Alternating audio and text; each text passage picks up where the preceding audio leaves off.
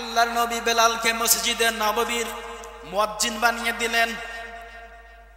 কালো কুচকুচে একটা মানুষ, দেখতে অসুন্দর, দাঁতগুলো এলোমেলো, ঠোঁটগুলো ঝোলানো, দেখতে লম্বা ছিল বেলাল। বেলাল মসজিদে নববীর মুয়াজ্জিনের পদে নিযুক্ত হয়ে গেলেন। বেলাল মসজিদে নববীর মধ্যে আজান দেয়। কাফিররা এটা নিয়ে সমালোচনা করে।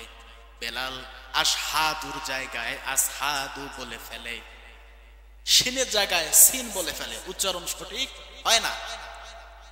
কাফিররা নিয়ে হাসাহাসি করে, ঠাট্টা বিদ্রুপ করে। মুহাম্মাদের অনুসারী এখনো আরবি উচ্চারণ করতে পারে না।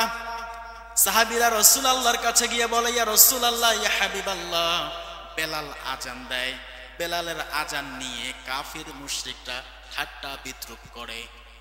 ও নবী, মক্কার জমিনে নয়, মদিনার জমিনে এখনো আমরা অনেক সাহাবী আছি যারা আজান সুন্দর সুরেলা কণ্ঠে সহি শুদ্ধভাবে আজান দিতে পারে। এমন একজন মুয়াজ্জিনকে আপনি নিয়োগ দিয়ে দেন।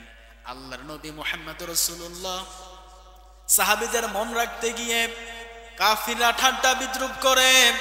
এইটা চিন্তা করে বেলালকে বলে, বেলাল, আগামীকাল থেকে মসজিদে আজান তোমাকে দিতে হবে না, নতুন মুয়াজ্জিন নিয়োগ দেওয়া হয়ে গেছে।